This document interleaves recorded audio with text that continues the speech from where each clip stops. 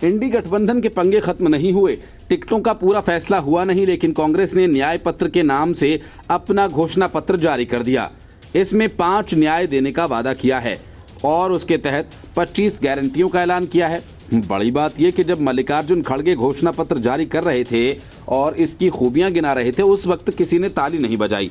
आखिरकार खड़गे को कहना पड़ा कि कोई ताली तो बजा दो यार।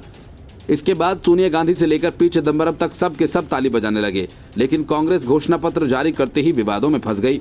वजह ये कि घोषणा पत्र में तस्वीरें विदेशी हैं, मतलब कि देश की जगह विदेशों की तस्वीरें छापी गई हैं। इसको लेकर बीजेपी ने कांग्रेस पर तगड़ा हमला किया। भाजपा ने आरोप लगाया कि कांग्रेस के मैनिफेस्टो में विदेश की तस्वीरें छापी गई। भाजपा प्रवक्ता सुधांशु त्रिवेदी ने कहा कि मैनिफेस्टो में वाटर मैनेजमेंट के नाम पर जो तस्वीर छापी गई है वो अमेरिका के न्यूयॉर्क में बहने वाली बफेलो नदी है। इस दौरान सुधांशु त्रिवेदी ने सवाल भी पूछा कि ये तो एक यक्ष प्रश्न बन जाएगा कि ऐसा किसने किया। उन्होंने कहा कि इससे पहले तो ये एक सवाल था कि कांग्रेस की सोशल मीडिया हेड के अकाउंट से किसने ट्वीट कर दिया। अब कांग्रेस ये कैसे पता लगाएगी कि उसके घोषणा पत्र में किसने विदेश की तस्वीरें छपवा दी और किसने भेज दी। इसके आगे त्रिवेदी ने कहा कि कांग्रेस के मैनिफेस्टो में राहुल गांधी की पसंदीदा जगह थाईलैंड की तस्वीर भी पर्यावरण सेक्शन में छपी है। आखिर ये पूरा मैनिफेस्टो किसने तैयार किया? भाजपा प्रवक्ता ने कांग्रेस के वादों पर भी सवाल उठाए।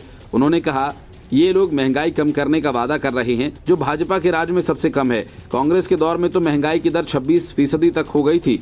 उन्होंने कहा कि अब कांग्रेस अपने घोषणा पत्र का नाम न्याय पत्र रख रही है। इसका मतलब है उसने मान लिया कि अब तक अन्याय हो रहा था, जबकि उसकी ही सरकारें आज़ादी के बाद सबसे ज़्यादा समय तक रहीं। त्रिवेदी ने कहा कि कांग्रेस की सोच आप देख सकते हैं, वो पर्सनल लॉ की वरीयता देने की कोशिश में है और उन्होंने कहा कि इनसे उम्मीद भी क्या की जा सकती है। जब सुप्रीम कोर्ट के फैसले को इन्होंने पलटकर शरिया की तरजीह दे दी थी तो फिर ये क्या चीज़ है? दरअसल त्रिवेदी इसके जरिए शाहबानो केस का जिक्र कर रहे थे, जब राजीव गांधी सरकार ने सुप्रीम कोर्ट का फैसला ही संसद के कानून से बनाकर पलट दिया था। Bureau report, news of India.